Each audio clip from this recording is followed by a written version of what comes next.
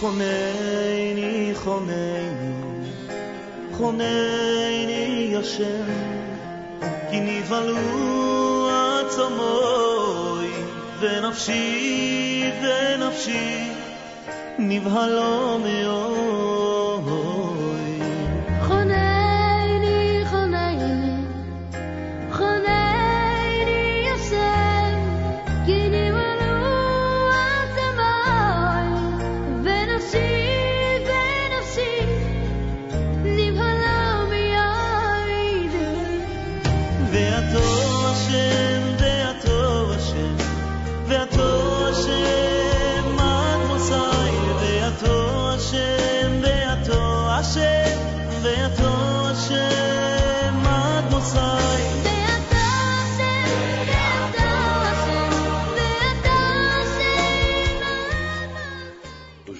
Aujourd'hui, c'est la Elula de Arizal HaKadosh. Alors, les Inushmat, Rabbi Yitzhak Lo Ya'al V'Shalom. Que son zéchut soit avec toi, Am Israël, Keneratson. Et ce cours de Torah, il va être les Inushmat, Arizal HaKadosh. V'Shut Moray V'Rabotai, aujourd'hui, nous sommes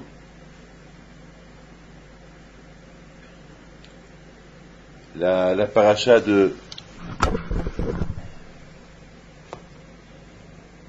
Devarim, de Veit Hanan, deux parachiotes qui précèdent la destruction de Beit HaMikdash. Aujourd'hui, on va parler un peu sur le Beit HaMikdash. Le lien que nous avons entre nous et le Beit HaMikdash. Tout d'abord, je voudrais poser une question, ou deux questions. Je me rappelle quand j'étais au Maroc, on pleurait beaucoup la destruction de Beit HaMikdash. Il n'y avait pas une maison où il n'y avait pas des femmes qui pleuraient, même qui se déchiraient les vêtements et le visage. Et ça faisait, je me rappelle, ça faisait peur de sortir dehors. Je parle il y a une quarantaine d'années, 50 ans même. Une cinquantaine d'années.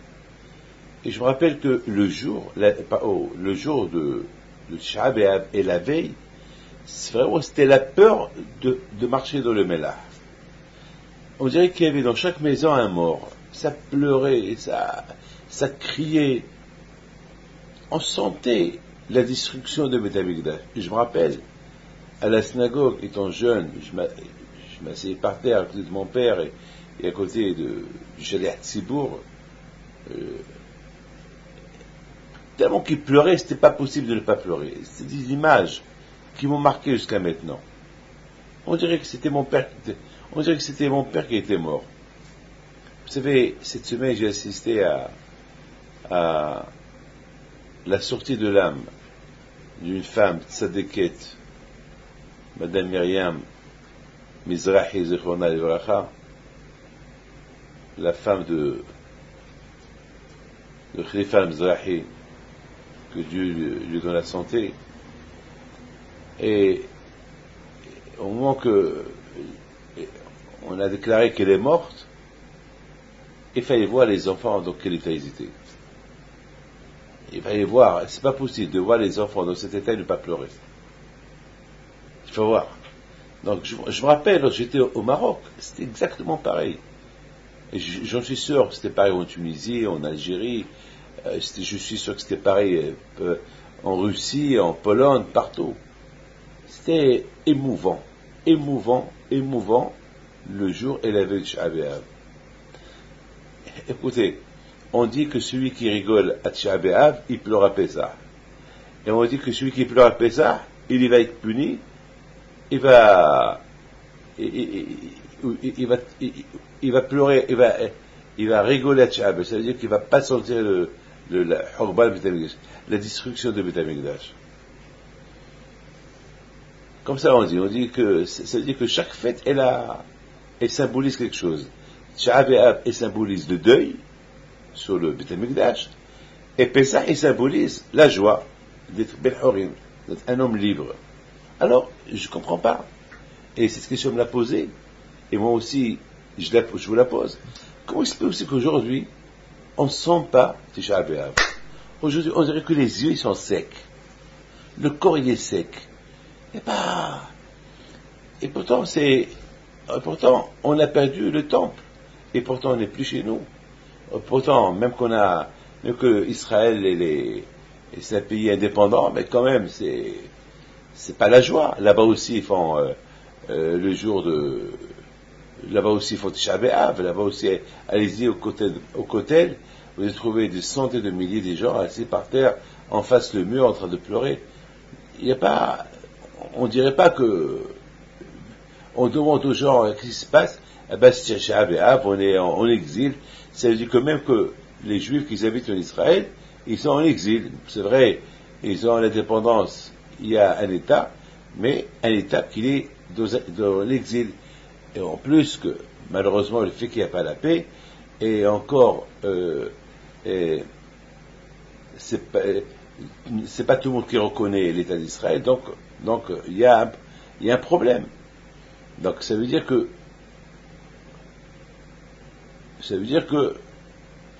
on est encore en exil et on est encore en deuil, mais on ne sent pas le deuil.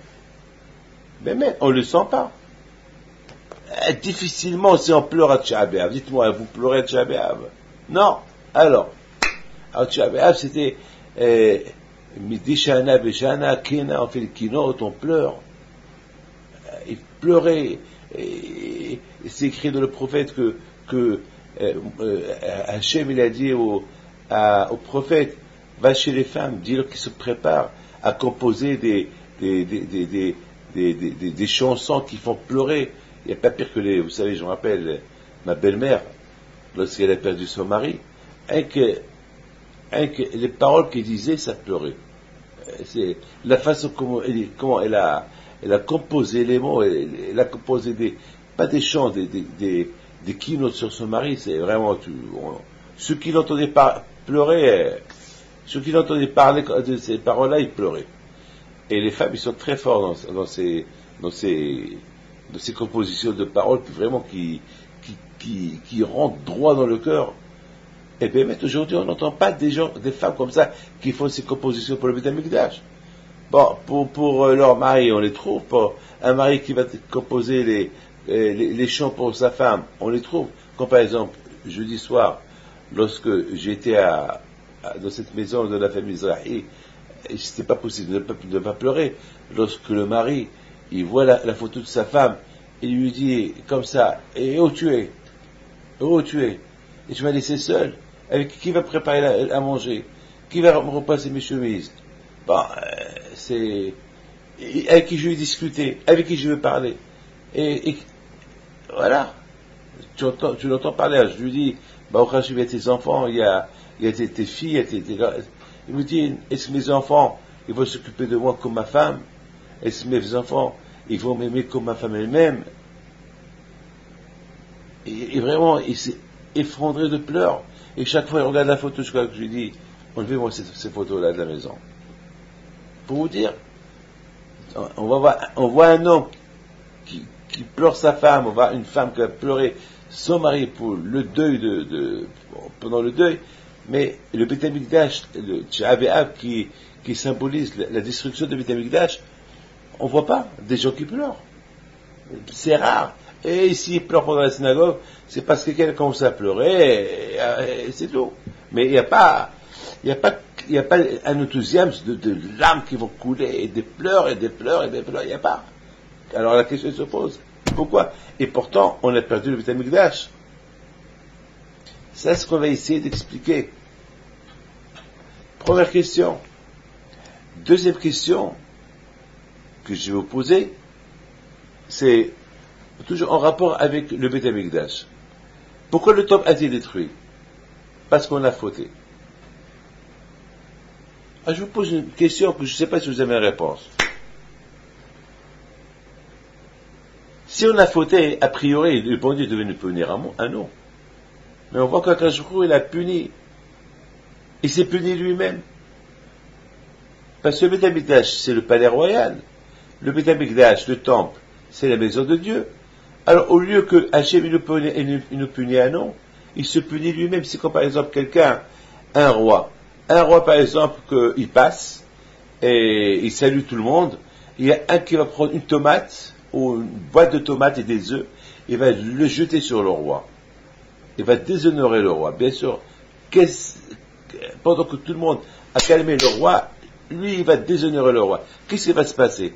Eh bien, il va se passer qu'on va punir ce monsieur-là, ou on va le condamner à mort, ou bien il va rentrer en prison toute sa vie. Pour que les gens, ils savent qu'on ne fait pas ça au roi, que celui qui déshonore le roi, il mérite un châtiment. Mais imaginez-vous que le roi, lui qui le punit, il brûle son palais. Ça n'a pas de sens. Ça n'a pas de sens. Ça n'a pas de sens. Pourquoi Kadosh Baruch Hu, il brûle son palais? Ça n'a pas de sens. Imaginez-vous, Sarkozy, quelqu'un il se moque de lui, et qu'est-ce qu'il fait Sarkozy? Il brûle l'Élysée. Qui le brûle? Au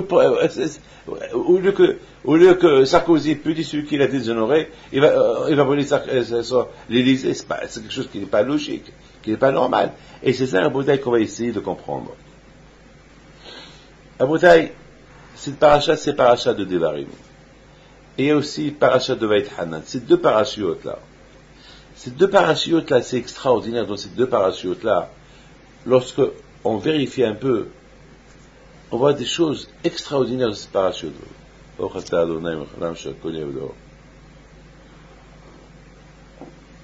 Dans ces deux parachutes-là, déjà Moshe Rabbeinu, il mentionne la destruction du temple. Les raisons pourquoi le temple a été détruit. Il faut savoir une chose. Avant que Moshe Rabbeinu quitte ce monde, il réunit tous les Bnei Israël. Il leur parle, il leur fait des hochachot, des remontrances, il les corrige, il leur rappelle tout le mal qu'ils ont fait au bon Dieu. Et au lieu que le bon Dieu les punit, il leur a fait que du bien. Comme un papa et son fils. Pourquoi des fois, si mon fils, il me déshonore, si mon fils, il me fait du mal, je vais le punir, je vais le tuer, c'est mon fils. Peut-être je vais le gronder, mais pas le tuer. C'est mon fils, après tout c'est mon fils. Et si je le tue, je vais gagner quoi? À qui je vais laisser mon nom? Et c'est ce que Moshe Rabbeinu, il a commencé à rappeler les Bnei Israël. Il a commencé à rappeler les Bnei Israël tout le mal qu'on a fait, lorsqu'on a fait l'idolâtrie, le Hegel, et surtout ce qu'il n'a pas admis, Hachem. Hachem, il a admis tout. Mais une seule chose qu'il n'a pas admis, ils l'ont déshonoré. Hachem leur a donné la meilleure terre. Cette terre qu'Akadosh Baruch Hu, il a choisi de toutes les terres. Cette terre qu'elle est sainte. Cette terre qui s'appelle Erez Zavat Halav Udvash. Une terre que Hachem a donnée à Abraham, Yitzhak et Yaakov. Et il leur a promis de la donner aux descendants. En Israël, ils étaient esclaves en Égypte. Après l'Égypte, ils sont sortis de l'Égypte avec des miracles. Des miracles. Hachem a montré les miracles à tout le monde. Le monde entier, il savait que les Juifs, ils devaient hériter cette terre-là. Ils ont reçu la Torah. Et ils sont presque arrivés en Eretz Israël. En quelques jours, après un an qu'ils ont reçu la Torah, ils ont construit le temple, ils devaient rentrer en Eretz Israël. Ils ont demandé d'envoyer des espions espionner à Israël.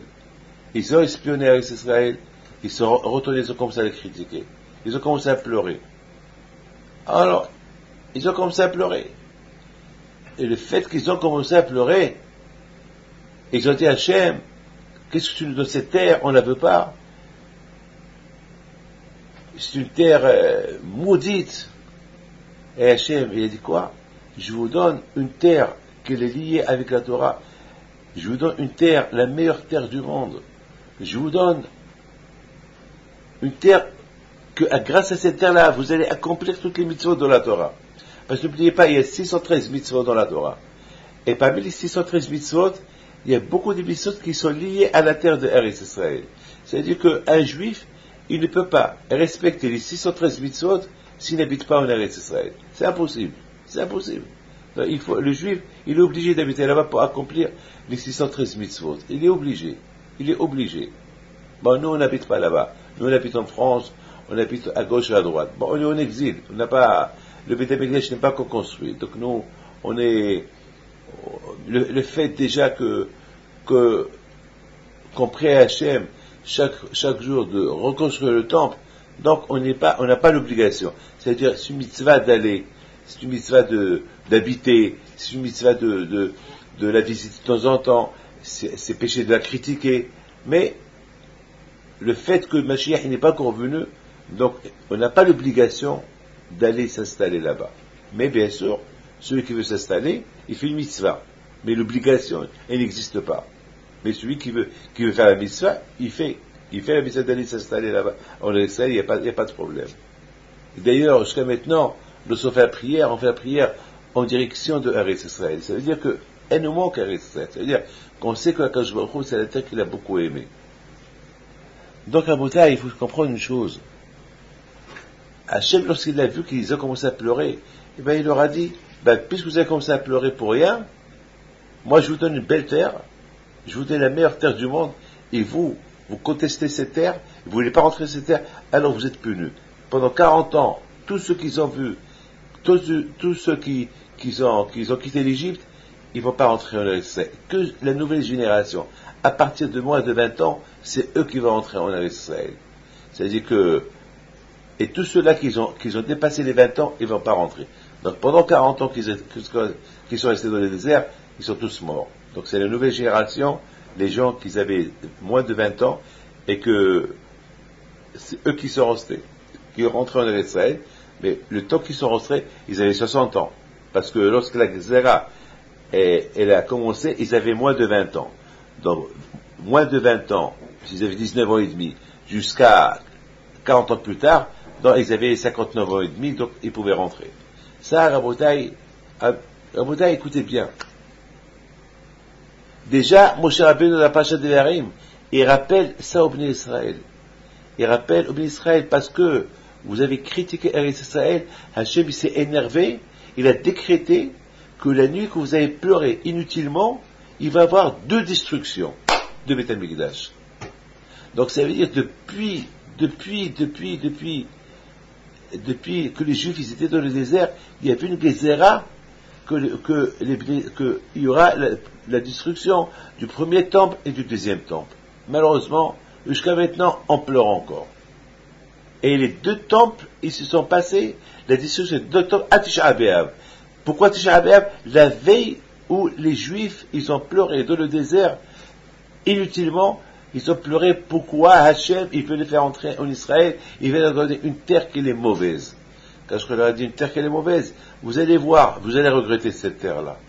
Après, vous allez voir que tout le monde voudra prendre cette terre-là, et jusqu'à maintenant, malheureusement, il y a encore des problèmes à cause de Israël. Chacun, il veut un bout de terrain de Israël, et voilà. Chacun, il réclame Israël, c'est à lui, et voilà, jusqu'à maintenant, on est dans ce problème-là.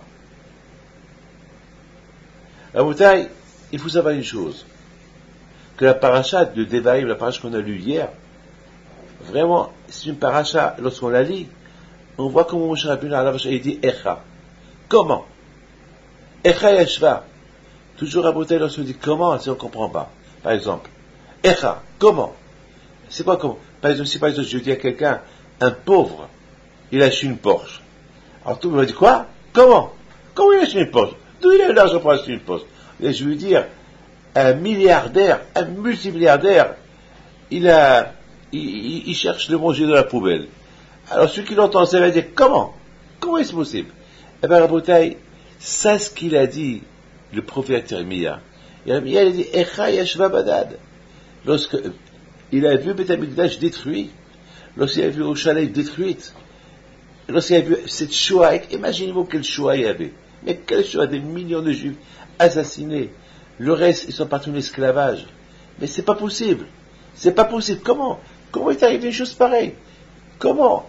C'est impossible. On ne peut pas imaginer, par exemple, tout Paris en feu, que Dieu préserve, et tout Paris, que Dieu préserve. Imaginez-vous le pire des pires. On ne peut pas imaginer. Comment? Chacun va dire, mais comment? Imaginez-vous que l'Amérique, qui est une puissance mondiale, elle perd une guerre contre une petite nation. Mais le monde va dire, mais comment? Mais l'Amérique, c'est une puissance mondiale.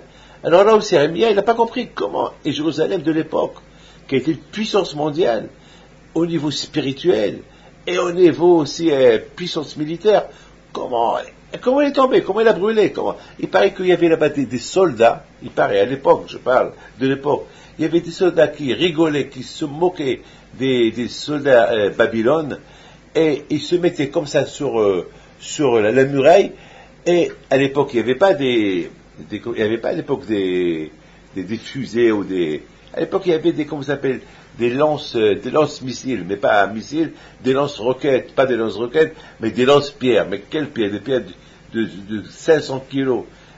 C'est avec ça qu'on pouvait casser et détruire les murailles. Et eux, ils montaient et recevaient ces pierres-là avec leur poitrine. Et qu'est-ce qu'ils faisaient après? Ils rejetaient avec leur poitrine la pierre sur l'ennemi. Imaginez-vous quelle force ils avaient, ces gens-là. Alors Jérémie, il dit comment ils sont morts? Comment ils sont morts? Et comment Yerushalem a été détruite? Qu'est-ce qui est arrivé? Personne ne comprend. Et c'est ça dans la parasha des Barim. Moshe Rabbeinu, il utilise le mot Echa. Comment? Echa. Comment moi, seul, je peux m'occuper de vous? Am Israël, ils ont la Torah. Et la Torah, c'est pas... Chaque juif, c'est un problème. Chaque juif, il sait à la faute. Chaque juif, il a des problèmes, comment on vit. Chaque juif veut savoir, c'est quoi la halakha de ci. Il faut, vous savez, Moshe Rabbeinu a dit, comment? Moi seul, je peux diriger tout ce peuple-là. Il faut beaucoup de rabbins comme moi qui dirigent avec moi. Et Akadosh Baruch Hu était d'accord avec lui. Parce qu'à l'époque, Moshe Rabbeinu était ceux qui dirigeaient tout le monde. Donc, c'était pas possible qu'il dirige tout le monde seul. Mais le mot comment, déjà là, il a commencé. Et malheureusement, à l'époque de Beth Amikdash, au lieu qu'il y a comment diriger un peuple seul, à l'époque de Beth Amikdash, chacun voulait se diriger. Chacun voulait diriger le rabbin. Les rabbins, ils n'avaient aucune force. Malheureusement. Alors là aussi, Echa, le prophète Jérémie a dit, comment la terre de Eretz Israël elle est seule? Comment elle a été brûlée? Comment l'ennemi est rentré? La réponse est parce que chacun il voulait gouverner l'autre. Au lieu que chacun il voulait être gouverné pour comprendre Akadosh Baruch Hu, chacun il voulait gouverner Akadosh Baruch Hu. Au lieu que c'est Akadosh Baruch Hu qui nous gouverne, au lieu qu'on se pose des questions, on demande comment être gouverné par Akadosh Baruch Hu, les gens, ils ont voulu dicter à Akadosh Baruch Hu quoi faire. Ils ont commencé à aller contre Akadosh Baruch Hu. Et pour cela, comment? Au lieu qu'à cette époque, il se pose la question, comment il s'est posé, comment je peux être seul sans un rabbin qui m'enseigne comment vivre avec Akadosh Baruch Hu? Les gens disaient, on n'a même pas besoin du rabbin. Et comment on a besoin de lui? Nous, on est là pour vivre notre vie. Alors là, pour ça, il dit, mais c'est pas possible. Echa, comment toi tu veux gouverner à Kadosh Baruch Hu? Tout à l'heure, en venant de la maison ici, je voyais le soleil, je voyais le ciel. Et je me suis rappelé chaque Shabbat qu'est-ce qu'on dit, Hashamayim msaprim kavod el u'me'aseh yadav magid harakia. Le ciel, Hashamayim, le ciel, msaprim, il raconte le kavod d'Hashem. Le ciel, il raconte le kavod d'Hashem. Eh bien, je me suis posé la question, qu'est-ce que le ciel a raconté? Moi, je peux raconter. Moi, je peux vous raconter. Moi, je peux raconter sur Akadosh Baruch Hu. Mais qu'est-ce que le ciel, qu'est-ce qu'il raconte? Il raconte à qui? Hashamayim, Mesaprim Kavod El. Le Shamaim, le ciel, il raconte le Kavod de Akadosh Baruch Hu. Qu'est-ce qu'ils ont raconté? Quoi? Est-ce que lorsque vous marchez dans la rue, vous voyez le ciel, vous entendez le ciel qui vous raconte des histoires? Mais quelle histoire il vous raconte? Est-ce que lorsque vous rentrez au lit et vous n'avez pas à dormir, est-ce qu'il y a la lune qui descend et vous dit, viens, je raconte une histoire pour dormir? Non. Et pourtant, c'est écrit, et même la lune et tous les astres, tout le monde parle. C'est quoi ça? Donc, écoutez bien ce que je vais vous dire. Il y a un autre pasuk qui dit, non, quel pasuk il dit? Il dit, Hashamaim, Shamaim l'Hashem, ve'aretz natan libnei Adam. L'homme est mis, alléluia. Le ciel, il appartient à Dieu, et la terre, elle appartient à l'homme. Et l'homme mort ne peut pas donner des éloges à Dieu. C'est quoi ça? C'est ce que David Amelech dit. C'est quoi ça? C'est quoi? Le ciel appartient à Dieu, et la terre nous l'a donné à nous, et le mort ne peut pas donner des éloges à Dieu. C'est quoi ça? C'est quoi ça? Vous savez, les amis, c'est des phrases qui font à réfléchir. Ici, mes amis, on réfléchit bien. Vous savez, l'homme, il réfléchit. Il réfléchit comment faire les affaires. L'homme, il réfléchit quelle femme il va choisir pour se marier. L'homme, toujours, il réfléchit quel salon il va acheter. L'homme, il réfléchit quelle voiture il va acheter. Il y a des milliers de voitures. Il y a beaucoup de catégories. Mais l'homme, il va, même que les voitures, ils sont belles, mais il va choisir une selon ses moyens, une qui lui plaît. Et voilà. Et c'est comme ça. Et la couleur aussi, c'est comme ça. L'homme, on n'est pas tous pareils. La couleur que j'aime, c'est pas l'autre, il n'est pas la couleur que j'aime. L'homme, chaque personne, c'est un monde. Et même au mariage, au niveau mariage, que tu es religieux, pas religieux, on va pas marier n'importe quelle femme, on choisit aussi. Il y a aussi, nous on choisit, et du ciel aussi on nous aide à choisir. Et c'est comme ça. C'est comme ça la vie. La vie, elle est faite comme ça. Le seul qui peut pas choisir une femme, un aveugle. Un aveugle qui voit pas. Lui, il peut pas choisir. Mais c'est pas tout le monde qui est aveugle. Il faut choisir. En beauté, il faut savoir une chose. Hakadosh Baruch Hu, il a donné la terre à l'homme. Alors, il faut que l'homme reste sur terre. Mais l'homme, il veut même le ciel. L'homme, il veut tellement réussir, il veut monter. Parfois, il veut même monter au ciel. Il veut occuper même le ciel. Et on lui dit, déjà, gère ce que le bon Dieu t'a donné sur terre. Gère ta femme, gère tes enfants, gère ton affaire, gère tes amis, gère ta synagogue, gère ta vie privée.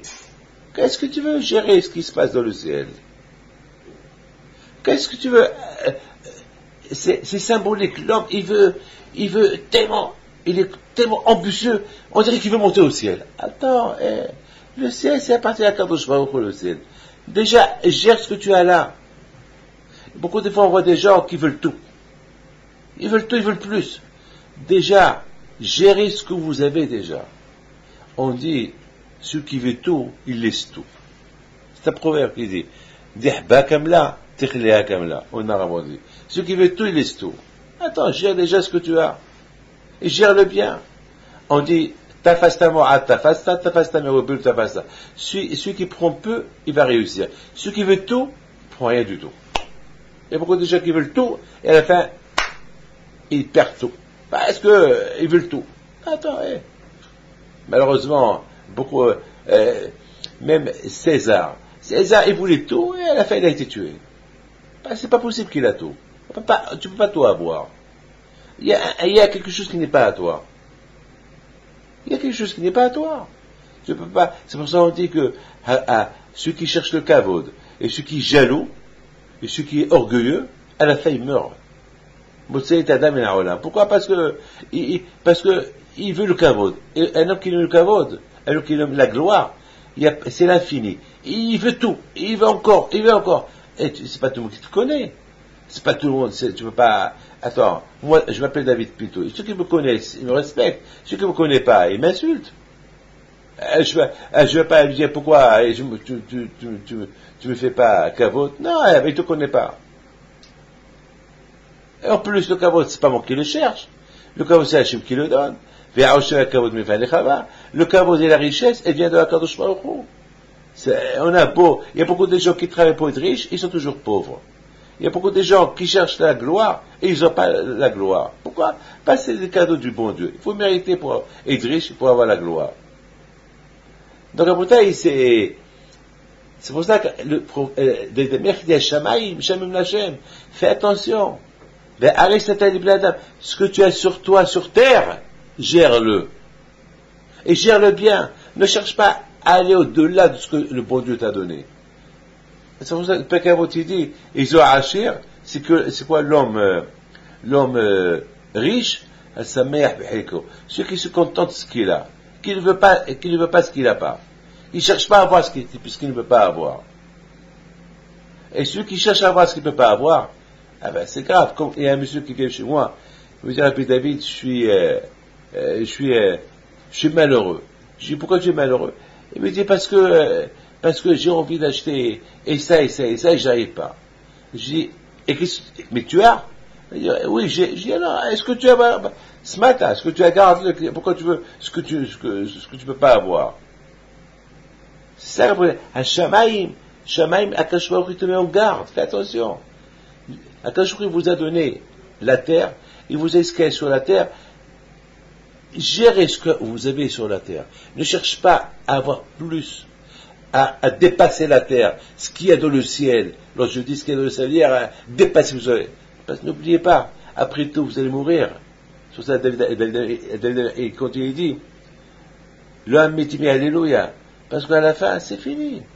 Il y a, regarde la terre, il y a le parterre, il y a la mort. Il n'y a que le ciel, il y a tout ce qu'il y a dans le ciel qui reste éternel. Mais tout ce qu'il y a sur terre, il reste sur terre. Tu ne peux pas le prendre avec toi nulle part. Alors qu'est-ce que tu cherches à avoir plus que tu as? Même si tu essaies d'avoir plus que tu as, ça va rester par terre. Ça va rester dans la terre. Tu vas mourir, tu vas tout laisser. Alors pourquoi courir pour rien? Cours pour des choses qui sont un peu plus utiles. Mes amis, je pense, c'est ça aussi l'explication. Hashamaim misaprim kod el. C'est quoi Hashamaim misaprim kod el? Écoutez bien ça. Les plus grands éloges que le ciel il fait, tout à l'heure on a dit, qu'est-ce qu'il raconte le ciel? Bon, vous savez qu'est-ce qu'il raconte? Parce que le ciel, il cherche pas à occuper la terre. Vous avez compris? Le ciel, il cherche pas à occuper la terre. Le ciel, Hashamaim saprim kod el. Hashamaim, le ciel, il raconte des éloges de HaKadosh Baruch Hu. Et c'est quoi les éloges? Les éloges qui racontent le ciel. La présence du ciel à sa place, c'est ça les éloges. Lorsque vous voyez un roi, avec tous les ennemis qu'il a, et qui continue encore à être roi, et à gérer son royaume dans la gentillesse et tout, c'est ça son kavod. Parce que tout le monde dit, avec tous les ennemis qu'il a, il est encore roi. Avec tous les ennemis qu'il a, non seulement qu'il est encore roi, mais il est gentil avec eux, il est gentil avec son peuple, il dirige bien son peuple. Vous imaginez la bataille, avec toutes les fautes qu'on fait, on énerve le bon Dieu. Après, le bon Dieu devait nous punir, il devait détruire le monde. Et qu'ici va quand je vais au Chou, il maintient le monde. Le ciel à sa place, la terre à sa place, et il continue à gérer, comme s'il n'y a rien. C'est pas beau ça. C'est pas une bonté de HaKadosh Baruch Hu ça. La bouteille, c'est ça les éloges de HaKadosh Baruch Hu. Hashamaim saprim kod el. Le ciel, la présence du ciel à sa place. C'est ça son histoire. C'est ça les éloges. Les éloges, ils se font d'elles-mêmes. C'est pas parce que le ciel, il parle. C'est même pas qu'il parle pour qu'on l'entende. Nous-mêmes, on voit l'histoire avec nos propres yeux. Ça, enacha marom et lève tes yeux vers le ciel, regarde, qu'est-ce que Hachem il a créé. Et avec tous les avéros et les fautes qu'on fait, quand je me il les maintient encore. C'est pas une histoire, ça. C'est pas une histoire qui se dit d'elle-même. Une histoire qui se raconte elle-même. Parfois on dit, l'existence du monde, c'est ça l'histoire du bon Dieu. C'est pas un peu comme on raconte sur la création du monde. Avec je vois ce que Dieu a créé, avec je vois ce que je vois, la présence de ce monde qui est là.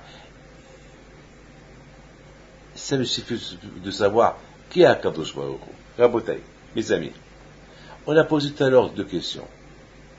Tout à l'heure on a posé une question. On a dit, c'est Tisha B'Av. Il approche. Nos yeux sont encore secs. Voilà, je vous parle de Tisha B'Av et je pleure pas. Mes yeux sont secs. Je pars pas. Et à l'époque, les jeunes pleuraient. Et les gens vont s'asseoir par terre. Je vous raconte une histoire qu'on raconte sur Napoléon. C'est une histoire qu'on raconte. Il paraît qu'une fois Napoléon, il devait, lorsqu'il, je sais pas, il partit dans une ville et à l'époque, lorsque Napoléon il voyageait, les Juifs, ils sortaient l'accueillir avec un Sefer Torah. N'oubliez pas que Napoléon, c'est lui qui a instauré le consistoire en France et il a donné des lois. Il a même voulu instaurer les Sanhédrines. Il a voulu même instaurer des grands rabbins. Il a fait pas mal de choses pour le judaïsme ici en France. Il paraît qu'une fois il est parti quelque part, il a vu que les Juifs ne sont pas sortis l'accueillir avec le Sefer Torah comme qu'ils avaient l'habitude.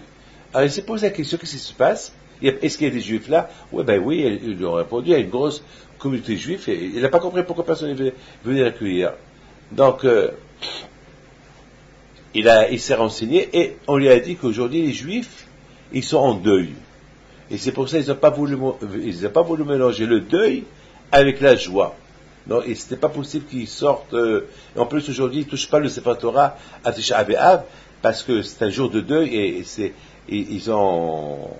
ils préfèrent l'accueillir après Tisha B'Av. Le roi était curieux. Il s'est posé la question, où ils sont? Ils sont à la synagogue. Il va à la synagogue. Vite, tout le monde qui se lève, parce que tout le monde était assis par terre, tout le monde qui pleure, tout le monde les avait un petit morceau de vêtement déchiré, comme signe de deuil. Et Napoléon, il les regarde, il dit, qu'est-ce qui se passe? Qu'est-ce qui se passe? Ils lui ont dit, on pleure la destruction du temple, de Beth Amikdash. Il a dit, quoi? Et quand? Et je suis pas au courant.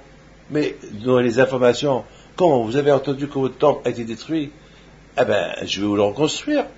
Et c'est quoi le problème? Non, on peut pas le construire, on n'a pas le droit. Mais quand elle a été détruite?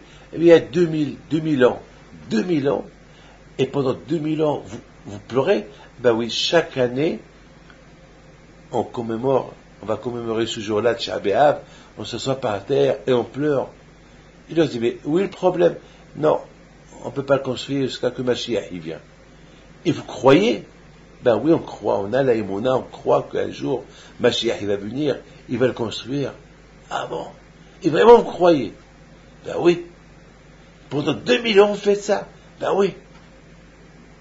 Napoléon leur a dit, si pendant 2000 ans vous faites ça, et 2000 ans vous n'avez pas oublié, et c'est gravé dans votre cœur la destruction du temple, et que vous inculquez cette foi à vos enfants, et vos enfants à leurs enfants, ça veut dire qu'un jour vous allez voir ça.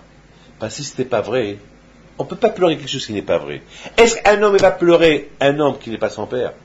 On va dire à quelqu'un, monsieur, ton père il est mort, pleure-le. Il va voir son visage, mais c'est pas mon père. Si tu dis, le commence à rigoler, c'est pas mon père. Et qui va pleurer, ce monsieur-là? Avec le fils.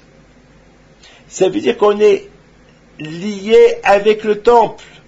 Et parce qu'on est lié avec le temple, et le temple, il fait partie de nous, c'est la raison pourquoi on pleure. Et c'est pour ça que maintenant, on pleure parce que le temple, il fait partie de l'âme Israël. Le temple, c'est comme un bras, c'est comme la tête. D'ailleurs, on compare le temple au tsavar, le cou, tsavar. On compare le Beth Amikdash au tsavar. Comme que le tsavar, celui qui tient la tête, le cou. Celui qui tient la tête, s'il n'y a pas le cou, la tête, elle n'a pas où se tenir. Hein? Imaginez quelqu'un que sa nuque elle est coupée, ça y est, elle est cassée, la tête elle tombe, le monsieur il meurt. Le cou, c'est, on compare le Beth Amikdash au cou, celui qui tient la tête, celui qui tient Am Israël. Aujourd'hui qu'on n'a pas le cou, c'est pour ça qu'on dit Nafla Teretreusheno. C'est pour ça qu'on dit notre tête elle est tombée. Maintenant, la tête à nous, elle est tombée. Pourquoi la tête à nous, elle est tombée? Parce qu'on n'a pas le cou, on n'a pas Beth Amikdash.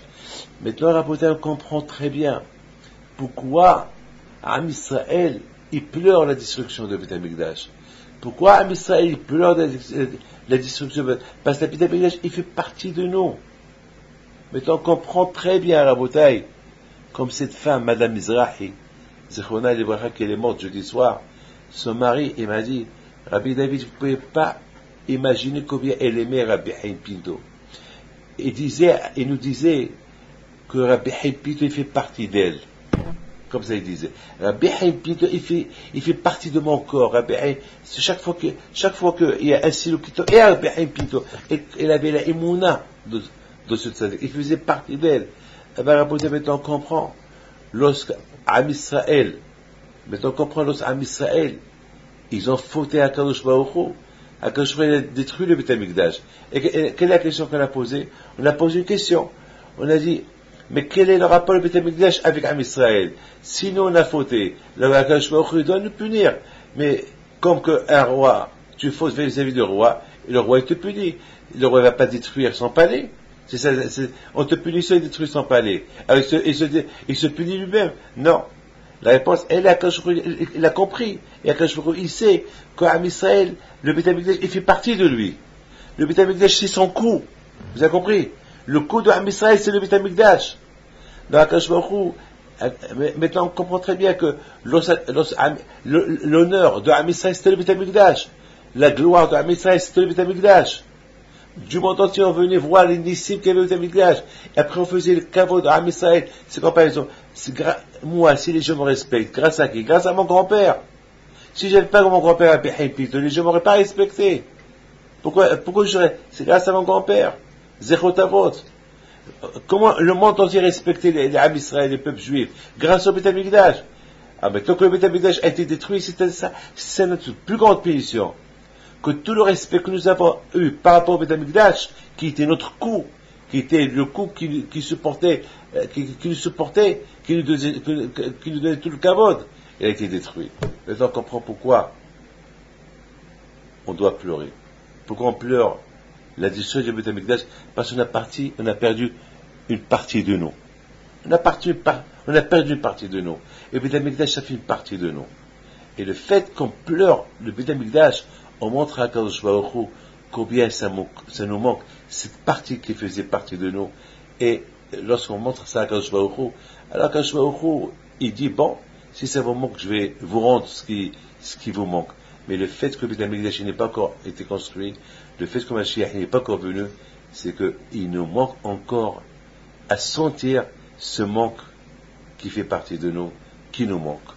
Quand par exemple quelqu'un qui a perdu sa main, au départ ça va lui manquer. Mais après ça, il va s'habituer. Il va commencer à utiliser une main. Après il va faire une main artificielle. Et après il va s'habituer. Mais alors c'est ce qui s'est passé avec nous. On s'est habitué à la destruction du Beth Amikdash. C'est vrai, elle fait partie de nous. Elle fait partie de nous. Mais on s'est habitué. On se dit, ça y est, on a la yeshiva, on a le temple, il nous manque rien du tout. On s'est habitué. Alors, à tel point qu'on s'est habitué, qu'on n'a pas Beth Amikdash, on pleure pas. On a perdu les larmes. Les larmes, ils sont partis. Ils sont devenus secs. Et le fait qu'on pleure pas à B'Av, qu'on n'a pas les yeux mouillés, pleurer, les destructions de Beth Amikdash, ça prouve qu'on s'est habitué à la destruction de Beth Amikdash. Ça prouve qu'on est bien en France, on est bien en Amérique, on est bien, voilà. Qu'est-ce qu'on a besoin du Beth Amikdash? On n'a pas besoin de lui. À la rigueur, même si tu savais pourquoi on le fait. Mais c'est pas tout le monde qui pense comme ça. Il y a vraiment des gens, mais Rabotai Hashem, il veut qu'on sent la destruction de Beth Amikdash. Il faut qu'on sent ce Beth Amikdash qui fait partie. N'oubliez pas que chaque juif s'appelle Mikdash Me'at. Chaque juif représente le Beth Amikdash. Donc quelque part, tout à l'heure on a dit, mais quel est le rapport? Nous on a fauté par rapport à Dieu, au lieu que le punir, il a détruit chez lui. Non, il n'a pas détruit chez lui. Le Beth Amikdash c'est nous. On s'est détruit. Donc, il faut se reconstruire. Parce que chaque Ben Israël, chaque juif, il représente un Beth Amikdash. Chaque Ben Israël représente un Beth Amikdash. Chaque Ben Israël, c'est un Mikdash Me'at. Chaque juif, c'est un Kohen Gadol. Avec notre corps, on fait des sacrifices. On se sacrifie. On fait tout le travail de Beth Amikdash, on le fait sur soi-même. Donc, à Botaï, le fait que le Beth Amikdash, qui était symbolique à chaque juif, ait été détruit, ça prouve que nous aussi, on n'est pas à 100% un vrai Beth Amikdash complet. Donc, il faut se réparer. Donc, tant que le vrai Beth Amikdash n'est pas là, c'est que nous aussi, on n'est pas à 100% réparé. Donc, il faut se travailler. Et jusqu'à quand, on ne sait pas. Maintenant, on a compris pourquoi Le Beth Amikdash a été détruit. Mais on a compris pourquoi on ne pleure pas. Parce qu'on s'est habitué. Mais je vous donne la meilleure réponse pourquoi on ne pleure pas. Avant, à Essaouira, on pleurait. En Algérie, en Tunisie, en Russie et en Pologne, tout le monde y pleurait. Pourquoi? Parce qu'après Tisha B'Av, il n'y avait rien de spécial qui se passait. Je voulais simplement vous dire que avant, ça ne se passait pas comme ça. Avant, vraiment, les Juifs, ils pleuraient. Aujourd'hui, c'est pourquoi? Parce que pendant la semaine où il y a Tisha B'Av, on pense aux vacances. On pense des bons moments qu'on va passer. On pense au mariage qu'on prépare après Tisha B'Av. Parce qu'après Tisha B'Av, tout le monde se marie. Tout le monde va en Israël se marier. Il y a plein de mariages qui se font le mois d'août. Il y a beaucoup des bar mitzvot. Il y a des vacances à Saint-Tropez, à jouer au lapin. Et les gens ils vont à Cannes. Et les gens pensent à Nice. Et les gens, même le jour de Tisha B'Av, ils achètent les crèmes de bronzage. Ils pensent comment ils vont être beaux. Ils pensent comment ils vont être beaux pour plaire à tout le monde. Alors comment voulez-vous penser à Beth Amikdash lorsqu'on pense aux vacances? Moi, alors j'étais à Essaouira. J'avais rien pensé à quoi faire après Tisha B'Av. Après Tisha B'Av, avant Tisha B'Av, j'étais à Essaouira. Et après Tisha B'Av, j'étais à Essaouira. Il n'y avait rien de spécial. Les gens, il n'y avait pas ces modes de vie d'aujourd'hui. Et les avions. Et voilà. Et des groupes qui partent en vacances. Malheureusement, les yeux sont devenus secs. Pourquoi? Comment voulez-vous que ces yeux-là, ils pleurent le jour de Tisha B'Av, lorsque ces mêmes yeux-là, ils pensent à Jean Lepin, ils pensent à Saint-Tropez, ils voient le soleil, ils voient tous ces beaux moments qui vont passer. Comment voulez-vous gâcher cette préparation de joie d'après Tisha B'Av à Tisha B'Av? C'est impossible. C'est pour ça que les yeux ont séché. Et comment voulez-vous que Hachem construise le Beth Amikdash lorsqu'on montre à Hachem que rien ne nous manque? À la rigueur, on est bien comme qu'on est. Lorsqu'un homme il montre qu'il est bien comme qu'il est, comment voulez-vous que Akadosh Baruch Hu, il nous fait construire le Beth Amikdash? Bien sûr qu'il faut des vacances. Bien sûr qu'il faut voyager. Bien sûr. Je dis pas moi aussi je vais. Moi aussi cette semaine je voyage. Bien sûr qu'on a besoin des vacances. Mais il faut choisir des vacances cachères. Des vacances cachères. Pas des vacances de débauche. Pas des vacances il va y avoir l'adultère. Des vacances que malheureusement je connais plein.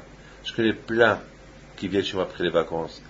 Parce qu'après les vacances, c'est la femme il y a des femmes malheureusement à force de voir toujours les mêmes personnes qui tombent amoureuses des gens qui ne sont pas leur mari, et où c'est le mari qui va regarder d'autres femmes, et c'est les enfants qui vont rencontrer ceux qui ne sont pas de leur mazal, et combien de catastrophiques ça se passe pendant ces vacances-là.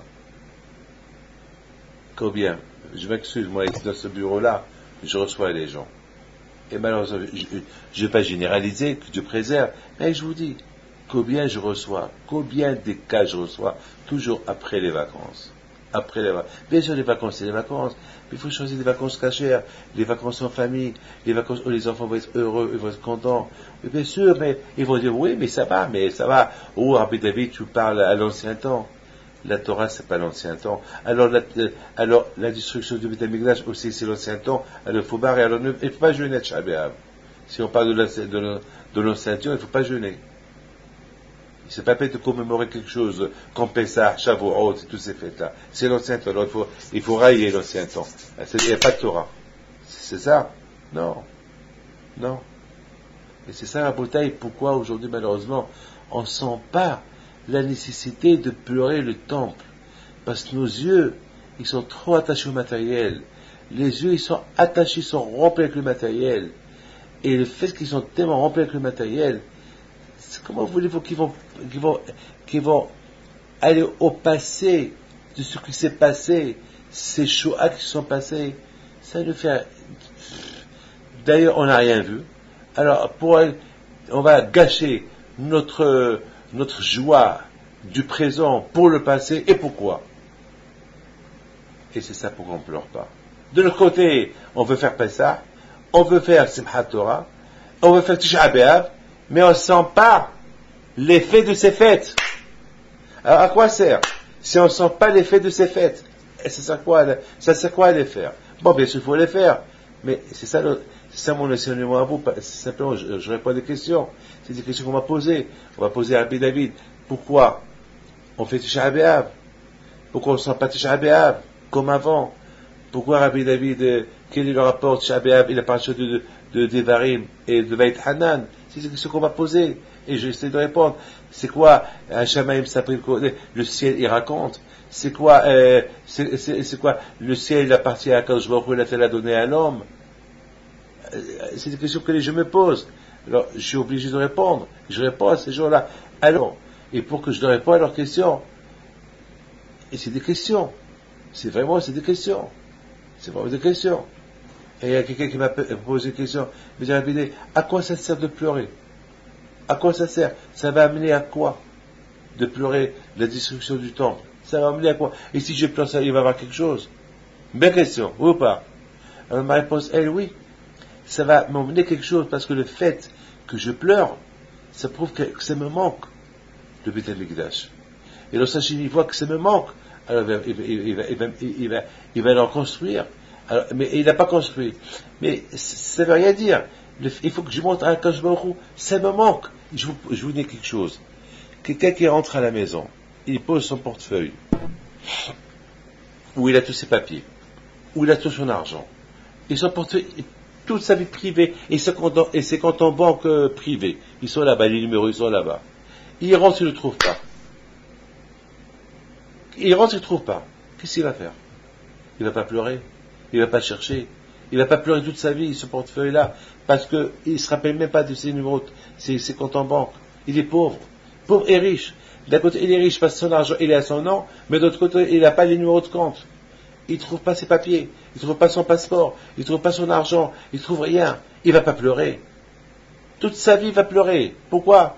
Parce que, après 20 ans, il va pleurer. Mais qu'est-ce que tu pleures? Il y a 20 ans que tu as pas ton portefeuille. Oui, je pleure pourquoi? Parce que mon compte, il reste toujours mon compte. Il est toujours, je peux même pas en profiter. Hein? Parce que mes passeports, ils sont encore là-bas. Il est quelque part. Dommage que je n'ai pas. C'est là que je le trouve, pour que je peux voyager à gauche et à droite. Mes clés des coffres. J'ai pas de clé de coffre. Voilà, les coffres, il est là. Je peux même pas l'ouvrir. Je peux même pas le casser, il est incassable. Mes amis, il pleure parce que ce qu'il a perdu, il existe encore. Mais il ne sait pas où ce qu'il est. Il existe, il ne sait pas où il sort. Le Beit HaMikdash, il existe, il est là. C'est pour ça qu'on pleure. Parce qu'il n'est pas là. Il est là, mais il n'est pas là. Et lorsqu'on montre à Kadosh Baruch Hu qu'on pleure la destruction du temple,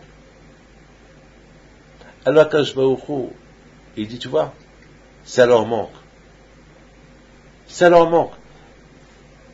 Et qu'est-ce qu'on sait? Il se peut, il ne faut pas que je pleure pour rien. Il se peut qu'il va y avoir un miracle, que tout le monde va sentir le manque du Beit HaMikdash, et il viendra le Mashiach. Et si chacun va se dire, à quoi ça va servir de pleurer? Voilà, j'ai pleuré l'année dernière, rien n'est venu. Eh ben, peut-être maintenant que tout le monde a fait Teshuvah, il n'y a que toi qui es en train de se poser la question, ouais, l'année dernière, j'ai pleuré et Mashiach n'est pas venu, donc c'est toi qui vas empêcher Mashiach de ne pas venir. Alors tous, on va pleurer, et tous, on va laisser les vacances de côté. Et pensant à la chose réelle qui nous manque. Parce que les vacances, on peut les avoir quand le Mashiach va venir. Il y a de belles vacances, des bonnes vacances. Voilà la bataille. Je vous bénis à vous tous. Que Kadosh Baruch Hu protège, que Kadosh Baruch Hu vous donne bracha v'atzlacha, et Bisrut Rabbi Haïpi soit avec vous. Et je vous souhaite à vous tous des bonnes vacances. Et là où vous allez, que ce soit des bonnes vacances, n'oubliez pas de prendre avec vous des tefilines, N'oubliez pas de prendre avec vous Talit, un livre de prière. Je vous conseille de prendre avec vous Me'am Loez en français. C'est une série de livres que je conseille à tout le monde d'acheter. Me'am Loez. Il s'appelle Me'am Loez. C'est une série de chaque paracha. C'est super. C'est des livres super, super. Et je vous en prie, dites à vos amis. C'est des livres super à voir à la maison. Et chaque semaine, vous avez la paracha de la semaine avec des histoires de la semaine. Et je vous souhaite à vous tous des bonnes vacances. Ceux qui vont se marier, Mazal Tov. Et ceux qui vont faire la mitzvah, Mazal Tov. Et que Dieu vous protège. Amen. Karatzon.